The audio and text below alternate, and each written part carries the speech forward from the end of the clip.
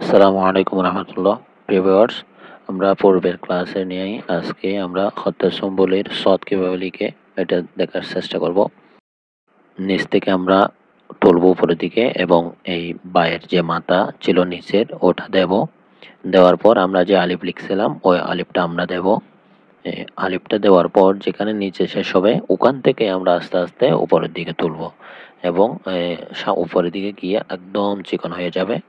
তাহলে আমাদের দেখতে সুন্দর লাগবে এবং আমাদের সৎ অথবা দোয়াত লেখা হয়ে যাবে। এভাবে আমাদের প্র্যাকটিস করতে হবে। চলুন আমরা আবার প্র্যাকটিস করি। নিচ থেকে আস্তে আস্তে উপরের দিকে তুলব, উপরের দিক থেকে তুলে নামাবো এবং রাউন্ড হবে। এবং এখান থেকে আমরা যে বা দিছিলাম, বায়ের নিচে যে নিচের শেপটা দিয়েছিলাম ওটা দেব আস্তে আস্তে। ওটা দেওয়ার পরে আমরা ওই যে আলিফ লিখছিলাম আলিফটা দেব, তবে আলিফটা এখানে হালকা বাঁকা হয়ে আসবে, তবে ওই মাথাগুলো সবসময় চিকন হবে এবং যেখানে শেষ হবে আলিফের মাথাটা ওখান থেকেই আমরা আস্তে আস্তে উপরের দিকে তুলব। তাহলে এবং উপরের দিকে তুলতে গিয়ে একদম চিকন হয়ে যাবে। তাহলে আমাদের আরবি হদ্দেসম্বলির সদ এবং দদ লেখা হয়ে যাবে। ভালো লাগলে লাইক কমেন্ট শেয়ার করে পাশে থাকবেন। আসসালামু আলাইকুম।